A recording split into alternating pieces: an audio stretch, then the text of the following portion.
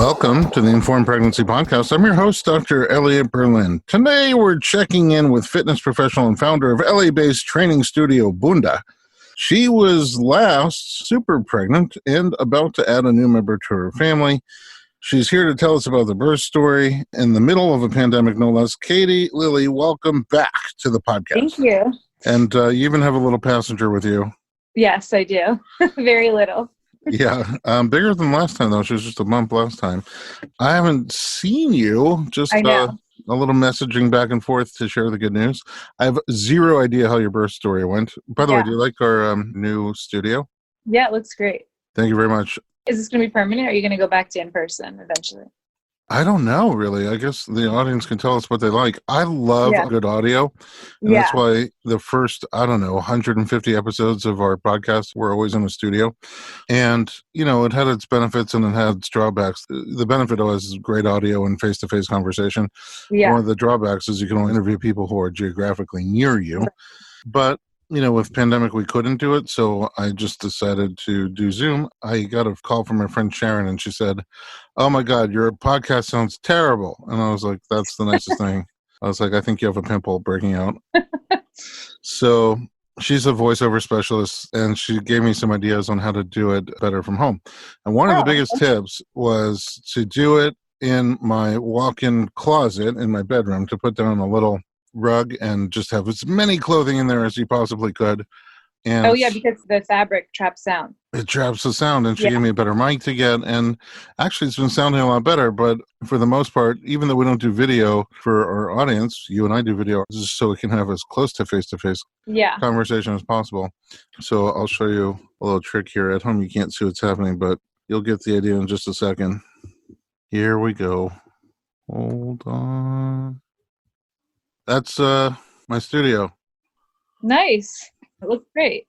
This is my walk-in closet. Wow. Yeah, so I made a little virtual studio on Fiverr here to make it look much more like, I'll post a picture on social media. Yeah. So this is my new studio. Okay, enough about me and enough about our podcast. We're here to talk about you. Yeah, last time I spoke to you, you went from wanting a very interventive medicalized birth to sort of switching gears and becoming first more open-minded, then kind of excited about a more natural birth. Your plan was still kind of in flux a little bit, I think, last time I talked to you. How was the end of your pregnancy? And, going into birth, what did you finalize on kind of what you were hoping for? So, our first recording of this, and when you and I spoke, at the beginning of being pregnant, I automatically thought I wanted a C-section. I didn't want to have any sort of idea of feeling any pain, but then I sort of reframed my mind of what pain I like and don't like. And I'm definitely afraid of needles and my body going numb. So the epidural C-section really freaked me out. And I pretty much devoted my time learning about being pregnant is natural childbirth and how to do it in a hospital. So in the pandemic, you couldn't have a doula in the beginning of this, or the majority of the time. So I didn't hire a doula until literally a week before the baby came, because you gave me Stacy's name and then I called her. But luckily I had my 2 meetings with her right away because, I delivered early. So she was able to be there. That was great. Down to the wire. Yes, exactly. In terms of getting but it was completely opposite of what I intended for it to be, which people told me, they're like, be ready because what you think is going to happen is never the way it happens. And I'm like, yeah. But I assumed I was going to deliver late. I thought, I would potentially go till November 10th. That would be the maximum 2 weeks. I was like, there's no way she's coming early or whatever. And then all of a sudden, it happened. And it was kind of scary in the beginning. And I can go into all the details of it. Well, let's start at the very beginning. Yes. You said you went early in relation to your due date. When did things happen? 13 days. So 38 13 weeks days before. Yeah. Okay, so early, meaning before your due date, but not early. Yes, not. I could have been more prepared. Yeah, in the zone. Our first baby came 14 days before the due date, and it felt very early. And also because we didn't want family just totally flooding us. Yes. Told them that the due date was 2 weeks later than it really was. Oh, so that's a good idea. Was sort of a good idea, but when he came 2 weeks early, they thought he was creamy, and they all jumped on the and came over. So it didn't work out exactly as planned. Yeah, so it's a good time to have a baby, typically. How did it start for you? How did things start? So it started in the middle of the night, like 3 a.m. That was Monday night. So Tuesday morning, 3 a.m., I woke up and I had like bleeding and it scared me. So I called the doctor and I was like, hey, I just woke up. I have this bleeding, and it was definitely bleeding. It wasn't just like spotting. So he was like, it's probably fine. It could be the start of your labor, but it could be a few days before labor actually starts. But he was like, if you really are concerned, you can go to labor and delivery and get it checked out. And, being my first baby and never being pregnant before, I just was nervous about it. So my husband and I left. We went to the hospital just to make sure everything was fine. And in doing that, they hooked me up to a continuous monitoring of the heart rate. And they didn't like how the heart rate wasn't being variable enough. Like her heart rate was fine, but it wasn't varying enough. So they gave me juice and then a bag of fluid, and that helped. But during that time, they checked my cervix. It was 2 centimeters. And then... Can I ask just a quick question? Before any of this happened, were you having any signs of impending labor, any contractions? No, not at all. Nothing. I will say I did feel like light cramping the night prior, but I don't know. I didn't think anything of it. Again, I've never done this. I didn't think anything of it. So maybe I did. Yeah. Had your cervix been checked before that? No, because I was supposed to go in for my 38-week appointment, because the appointments are a week and a half apart. So I was supposed to go in the day after on Wednesday. Okay, so no checking. It sounds like kind of in retrospect, maybe you were having some cramping before this all happened. Yes. And like in the day or 24 hours leading up to, any kind of trauma or anything different or workouts? No, nothing. I mean, I was still working out. I don't know if that like contributed to it. I don't think it did. I mean, I don't think so. Okay, so you go to the hospital and you're doing the monitoring. They don't love it. They're trying to remedy the heart rate. The thing is they were like, we don't like the way the heart rate's reading. And like I said, I read a lot now about like what they do in the hospital and what the concerns are. So like I read that like clapping your hands makes her heartbeat go up, and it was working. So every time I clapped my hands, I would see a spike in her heartbeat. Oh, wow. Yeah. So Where did I started you read that? I read it in, I forget which book it was. You read so many books. Yeah. Yes. So I did that, and it actually did work. And they were like, okay, her heartbeat is coming up, and they were going to send me home at that point. Then I got up to use the bathroom, and I had a ton of bleeding. Oh my goodness. A lot. Well, okay. First of all, is it only your hands, or can anybody clap? I think anybody, but it was just me. It was just you clapping. And then you didn't realize that you were bleeding until you got up? No, until I got up. Yeah. Okay. And then there was a lot of blood. Mm-hmm. And then they checked me again. They were like, oh, you're 3 centimeters. So you're in labor. Oh, jeez. I was dropping baby. They were like, oh, you're 3 centimeters. So at that point, I was like, okay. They were like, we have to admit you're in labor. So I went in for like 4 hours. They were going to like let me try to labor on my own. And of course, nothing really happened. I mean, you're 3 centimeters, but you're not having contractions? I mean, it was so slight. I felt something. Yeah. Could you see them on the monitor? Yeah, they did. They could. So you could see contractions, just didn't really feel them that much. Yeah. So then one of the concerns was when they admitted me that they were like, my doctor was in close contact with the hospital, and they were a little worried that a piece of my placenta had ruptured. Not the whole thing, but a piece. Is that what they thought the blood was? Yes, because there was too much of it to be like, your mucus plug or whatever. That's what I originally thought it was. But then there was like a lot. There's not supposed to be that much blood. Yeah. So my doctor was a little worried about that. And they were a little worried because the contractions that I was showing were just like one long, steady contraction. There was no breaks in between. And that's sort of what it felt like. I felt like I had like a dull period cramp for like hours. But it wasn't one big old cramp. Yeah, but it was very slight. Dull. It's like a very minor headache, like it wasn't that bothersome at all. So he did say like, okay, we'll let you labor on your own for like a couple hours, but then we do need to talk about inducing you because I can't send you home with the amount that you're bleeding, and I don't want it to end up in an emergency C-section situation. Okay. And I was like, okay. So, I tried to just hope that my labor progressed, but I sort of knew that it wasn't going to for some reason because I wasn't really feeling much. Yeah. I mean, I always wonder, because you're pretty tough. So I always wonder, are you not feeling much because you're tough, or is it just not much going on? Time is flying by. Let's take a quick break and come back and find out how things progress. We'll be right back.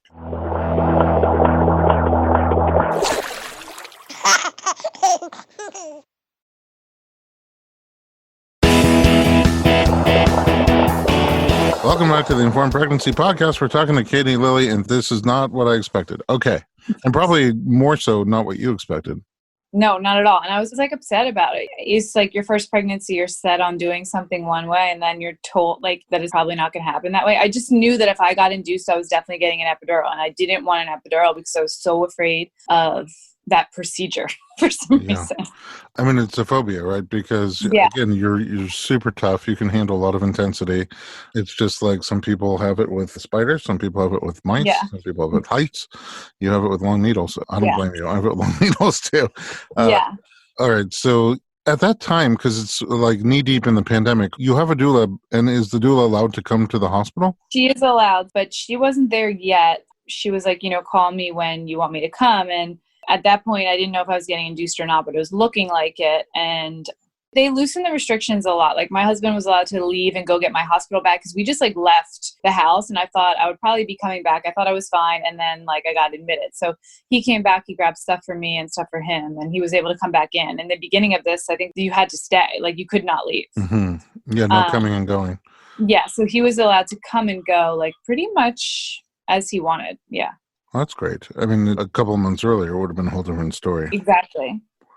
Yeah, after the 4 hours of sort of laboring on my own, the doctor came in and he was like, we need to induce you, because the heart rate was still like, I didn't really understand because I heard it was fine, but they were like, it was just not varying as much as we want. And it kept like dropping a little bit. But also what was bothering me is that the heart rate monitors at the hospital, they don't work. They like go off for like a minute and then they're like, well, it dropped. And I'm like, well, no, it just turned off. So it frustrated me. Have the two big belts? Yeah, they had belts. And then I was on the Wi-Fi one because I wanted to get up and walk around. And that one was like not working as well. And that was frustrating because they were like, Wait, the Wi-Fi or the Bluetooth? So they linked me up to a wireless one. Is it the little blue square? Yes. Okay, so that's Bluetooth. Yes. Usually once it finds your rhythm, it's pretty good. Well, it was. But there's a few times where like if you moved the wrong way, it would just drop for a second. And like, the nurse was like, yeah, but we're getting these drops. And I'm like, I know, but I think that's when the monitor is not picking up the heart rate. But I didn't want to argue it too much. I mean, all I wanted was my child to be delivered healthy. Sure. Are you at this point doing anything to try to get yourself contracting more? Like, did they recommend anything? Or like sometimes on the more holistic side, people do like breast pumping or nipple stimulation. Right. Like that. Yeah. No, honestly, I didn't do any of that. And I read that was a good thing, but I was sort of in this like state of mind of like, I was scared. I was like, I don't know. It was sort of like those couple hours like blended together for me. Okay. So it sounds like they want to induce. Yeah. So they wanted to induce finally. And I finally agreed. I didn't want to. And then, the doctor was like, look, like this wasn't as planned, but I don't want this to end up with an emergency C-section. And he was like, we don't know where the bleeding is from. Like, I can't send you home like this. And I think the best option is to be induced. So I agree to be induced. And well, you made a statement like, I know if I get induced, I'm going to get an epidural. Is that their policy or is that? No. It's just what I read talking to people is like, it makes the contractions much more painful. And to be honest, I really tried to not get the epidural. And I will say through all of this, I definitely experienced labor. Like I was in the most pain I've ever been in my entire life, screaming for the epidural, like screaming for it. And again, like, you're pretty tough. You could have tough. heard me down the hall, I'm sure. No, hold on a second. Your induction is Pitocin, I assume? Yeah. And then they always start at a small dose and wait a little bit, go bigger, wait a little bit, go bigger. So is it having the desired effect in terms of creating more of a pattern of more productive or more intense surges or contractions? Yeah. And B does it gradually get intense for you painfully, or does it? Yeah. So they start you out at like a level 2, and that felt like nothing. And they took it up every hour for me. It didn't get bad. Like I called Stacy, the doula, when I got to like maybe like a level 6, when I started to feel like, okay, I think I need some help here, like with the hip squeeze or whatever. That helped me a lot. So I was on Pitocin for, I don't know, 6 or 7 hours before getting the epidural. So I was on a level 10, I think, when I was screaming in pain to get the epidural. Wow. Okay. And then was the epidural, I mean, at that point, because you were nervous about getting it. Yes. At that point, was it like a giant relief or was it actually scary? It was, honestly, it was like a godsend. So I was screaming for the anesthesiologist. She was like busy or something, and it was taking her what felt like a half an hour to come into the room. And honestly, that was the worst pain ever. It felt like someone was ripping my body apart. Just out of curiosity, were you feeling it more in the front, in the back, or Yes, both? in the front. It started at the top of my waist, basically like right under my ribs, and just went all the way down. Like felt like someone was taking a knife and just slicing it open. During the surges or also in between? No, just during the contractions, but they were coming so close together. No breaks. Seconds. 15-second break? Mm-hmm. Oh, wow. So initially it's a long, dull cramp. Now it sounds like much more intense with tiny little breaks in between. Yes. Yeah. Wow. I mean, that's also not a typical pattern. No. So that's what I read about Pitocin. Like once you get on it, it's synthetic. So it stimulates your body to do contractions, but they're much more intense and they're closer together. People say stronger, longer, and closer together. Yes. And also not having the effect on your brain, because oxytocin, which makes you surge like that, has the effect on your brain of pleasure and bonding and joy. Yeah. But the synthetic form, the Pitocin, doesn't cross the brain. So it's just making you contract, and it's not helping you alleviate the intensity in your mind and in your brain. Okay, so you get the epidural, and life is good again. Yes, I got the epidural. I will say the process of it, I did not like. It didn't hurt. They put it in your back, and you feel like this weird pressure. It's not pleasant, but I would have taken anything like after the pain I was in. So it was fine. And after getting the epidural, I was under the assumption that my whole body would be numb or my legs would be completely numb, but they weren't. Like I had feeling. I had mobility in my legs. I mean, I couldn't get up and walk around, but I could feel them. It wasn't like I didn't have any control over my body. So, it's a cocktail of drugs that they put in there. Did they have a conversation with you about how much you want to go numb? Yeah, at that point, I was like, just give me the standard. I didn't want a walking epidural at that point. I was like, I want to be out of pain. So I'm sure they gave me a good amount. The full dose, yeah. And you could still feel your legs. Yeah, I could still feel my legs. Yeah, I felt fine. Having a catheter put in sucked. I didn't like that. A urinary catheter. Yeah, but it was not as bad. Like if I got pregnant again and had to get an epidural, I'd be fine with it. I was under the impression that I was going to be completely numb and have no feeling, It wasn't like that. And it was the biggest relief ever. Like I went to sleep. Yeah. And that's why I asked, because most people do feel like totally numb. People feel like they're sort of trapped in their body or... Yeah, no, it wasn't that for me at all. I did not feel that. Okay, so you're still surging. The same thing with only the 15-second breaks on the monitor? Yeah, the hardest part of the epidural was the fact that I was dealing with contractions while they were telling me to hold really still. And that was scary because I know if I move one, it can affect her putting it in. So that was hard. So I was in the middle of a contraction and she's trying to put the epidural in. Okay, and you get to sleep. Yeah, I mean, when I say sleep, I was laying in bed and I wasn't in pain anymore. Resting comfortably. Yeah, I was laying with like a birth ball between my legs the whole time, and I would switch sides to make sure like one leg wasn't getting more numb than the other. That did happen to me a little bit. Like I had one leg that didn't have much feeling in it the next day, but it went away. And what's the next benchmark? Benchmark, they checked me again in like 4 hours or something, and they checked me and they're like, oh, you're 10 centimeters. Oh, were you not feeling any pressure? I was feeling pressure. Yeah, I was. So did you tell them, hey, I'm feeling pressure? No. And they just thought, we haven't checked you in a while, so. Yeah, so I didn't know. I was like, yeah, I definitely feel pressure, but I didn't say anything. They just checked me and they're like, oh, you're 10 centimeters. Do you want to try pushing? And I was like, yeah, let's try pushing. So I think I pushed once and like, okay, we need to call the doctor. Meaning it was a test push. They were like, let's try pushing. I pushed and then they're like, okay, we need to call the doctor because you're 10 centimeters plus 3 or something. I don't know. Yeah, plus 3 is the baby's about to crown. Yes, exactly. Okay. Well, this is an excellent time to take a break. A little cliffhanger. We'll be right back and find out what happened.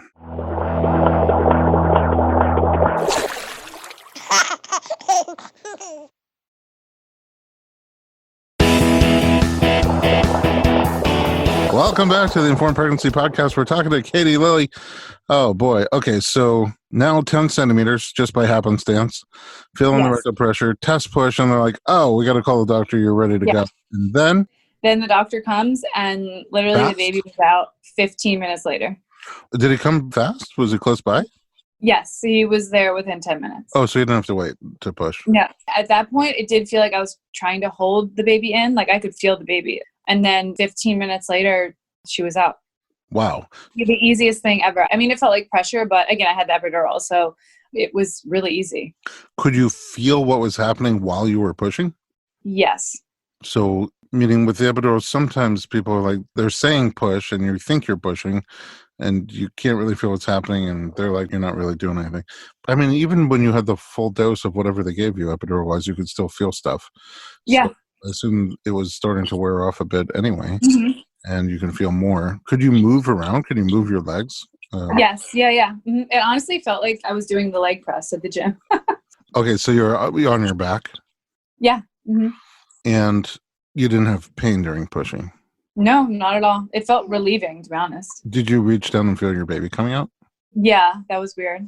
Weird? Yeah, I didn't like it. Why? Because her head felt really soft and it scared me. They're like, do you want to touch her head? I was like, yeah. And then I was like, this doesn't feel like a head. It scared you because you were worried something was wrong with her, or that you might Yeah, hurt I her? was like, why is her head so soft? So squishy? Oh, yeah, they're squishy. Yeah, I was like, what's wrong with her? And so your doula was there for all that? Yeah, she actually videoed it. I have a video of it. Oh, amazing. Do you watch it back?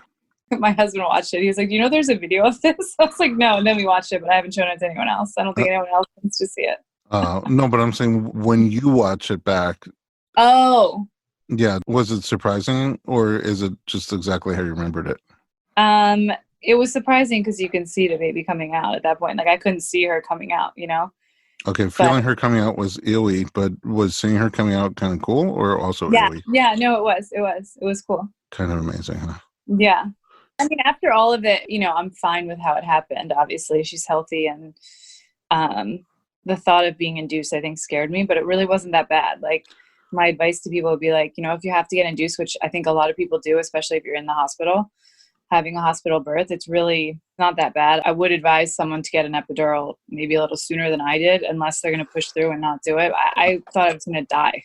You know, the crazy thing is, like I said, you're really tough and very fit, and you had a very unusual contraction pattern before you got the induction agent, and even afterwards, even though they tend to be stronger, longer, and closer together, that 15-second break with massive intense in between is just not typical. So you just never know. I mean, even you yourself, if you for some reason got induced again, it might feel totally different.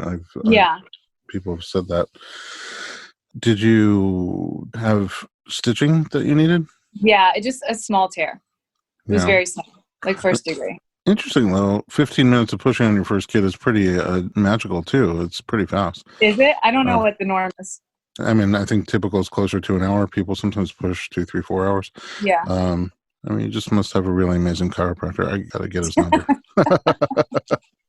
Very true. How is motherhood?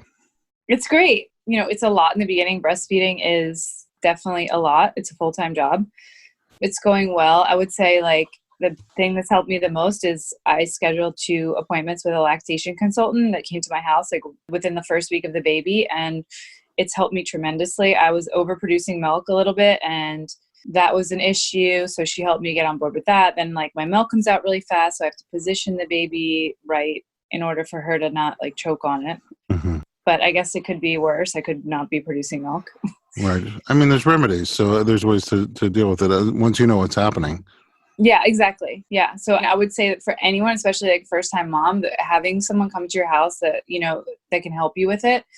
Because it's not even like she didn't have trouble. I mean, she just taught me a better way for her to latch and a different position. And it made a world of difference. How is your body recovery going? Good. You know, the first night in the hospital, it was painful. There was like an ice block, you know, and my nipples were so sore because she wasn't latching properly. But after like a week, I'm fine. I mean, I feel like I could start working out like I was right away. I haven't yet, but I feel fine.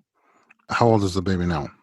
She's going to be a month soon. So almost 4 weeks. When you see somebody work out a lot during pregnancy, in a healthy way, it's so magical how the recovery tends to go. Yes. Usually a week later, you can hide the fact that you were pregnant if you want to.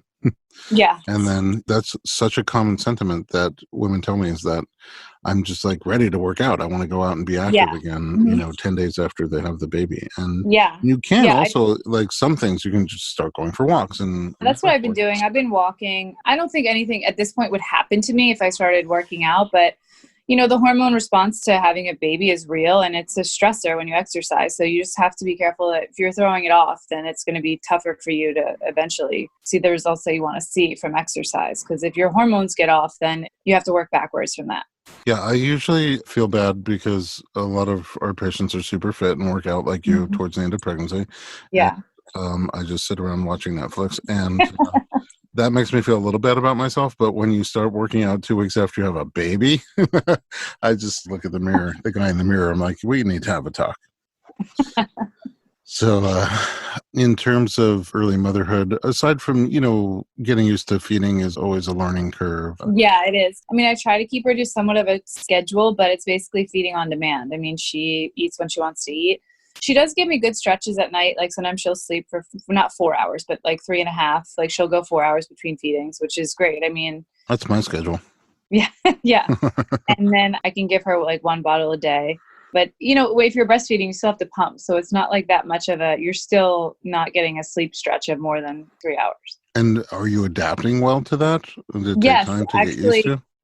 Yeah, I mean, I'm the kind of person, if I don't get my sleep, like prior to the baby coming, if I didn't sleep, at least 5 hours, I would be useless the next day. But in the beginning, the first 2 weeks, I felt like I didn't sleep for like an hour. I maybe slept for an hour a day. Like I was just up. You have a ton of hormones running. It was funny. My husband and I in the hospital, we would like take turns just watching the baby to make sure she was sleeping. Like we both didn't think we could go to sleep and have her sleep. We were just watching her breathing. Yeah, with our first, we had a lot of fertility struggles before the first kid Yeah. came. So once we finally had a pregnancy that took and made it to the end, we were super excited. But it was like we didn't believe we would have a baby until we were actually holding him. Yeah. And then I think most people have that little anxiety, like, I wonder if the baby's okay. Like the first time he slept a 5-hour stretch, we both woke up in a panic and ran into the crib to make sure he was still breathing. Yeah. Um, Yeah. I always dreamed I wish they had like some kind of monitor that could tell me if they're breathing, and now they have all these cool different monitors that Yeah, no, they do, but I don't know. They kind of freak me out because observing your baby. yeah, like a lot of times it's wrong or it'll like beep and I don't know. There's one that I have that I tried once and I was like, okay, this is freaking me out. Mm. Well, I mean, there's always new ones, and they're always innovating them and improving on them. But we didn't have anything, so we would just constantly have to run back and forth. Yeah, and exactly. see what's going on. All right. So, look, in terms of your birth, it's been quite a journey for you. Yeah. Again, going from wanting to have a cesarean to wanting to not have an epidural, go medless. Starting with the bleeding, and did they ever figure out, was that placenta had a piece? No, it didn't. It wasn't ruptured. So they don't know where that blood came from. No. Really kind of a scary, interesting start. But it sounds like kind of a good thing that you trusted your instinct and went to the hospital rather than going back to bed. I just wouldn't have felt comfortable at home. And who knows, maybe there was something up with her heart rate. I don't know, but now we know the clap trick. Yeah, exactly. It does work. And then the thing that you were afraid of seemingly most was that epidural, but by the time you were ready for it, you wanted it badly. Yes. I will say if you go and get admitted to the hospital and you're having labor pains and you get an epidural an hour later, it could change your experience and it could really hurt, but for me, I was having such intense contractions and this was like nothing, this was huge relief for me. Yeah, and then you're pushing, everybody's story is different. That's why we record them. But some people struggle a little here, a little there, but your pushing sounded dreamy. That was the easiest part. Your milk production and recovery also sound like they're going at least good, if not above average. Yeah, no, it's great. I mean, in the beginning, luckily I had a consult with this woman because I almost got mastitis if I didn't realize what was happening to me. But I got it under control and now it's just managing my milk supply so the baby doesn't choke on my milk. Yeah, so you're still in the first 30 days. A lot of people like to stay in and just kind of be in the nest for 30 or 40 days. I guess that's easier during a pandemic. There's not a whole lot of places to go. We've taken her out, though. We've walked her to dinner. She went shopping with me today. Good shopping partner? Yes, yeah. Well, you look amazing. Thanks. I really do need to come in. My upper back is killing me. I'm ready. I can't imagine. I'll probably have a Red Bull and then have enough energy to take care of that for you. And at home, our viewers can't see, but you're holding on to the little princess. Yeah. Say hi to Dr. B, Anna. I can see. Say hi. Surely you know my voice. We spent a lot of time together. Yeah. Oh, what a little yum. She's sleeping. Oh, milk coma, that little milk coma that they go into after just feeding. Well, Katie, thank you so much for sharing your experience. And I guess looking back or looking forward, if you did it all over again, do you have thoughts on what your plan might be the next time? And I know you said you were flexible. That was one thing I asked you. Yes. And that flexibility obviously pays off. Sometimes it goes exactly how you plan it. Sometimes it goes very close to. Sometimes it goes dramatically different. Yours, I would say, wasn't different, but I mean, you still had the vaginal birth you were planning for. And yeah, exactly. Yeah. And I still got to experience the contractions. You know, I did experience true labor. It just was medicated. Yeah. So moving forward, do you have any idea, like, if you did it again, would you have a similar plan, or would you? I would say right now for me, it would be hard to try to refuse an epidural, knowing the effect of it after I got it. It was like the most amazing feeling, you know? So I would say, yeah, I would try to not do it again. But now that I'm not afraid of it, I know my legs aren't going numb. Like you said, every labor is different. So who knows? Maybe the next time I get one, it will be not as pleasant. Yeah, it could be, a completely different experience. I've been in the labor and delivery room several times where the anesthesiologist gets an on-the-spot marriage proposal, even though the spouse is right there. Yeah. So I totally get that. I totally get it. They do seem life-changing when you get them at just the time when you need them. All right. Bunda, I assume you're going to get back there pretty soon. Yes, definitely. I am ready. And how are they working out now? It's cold.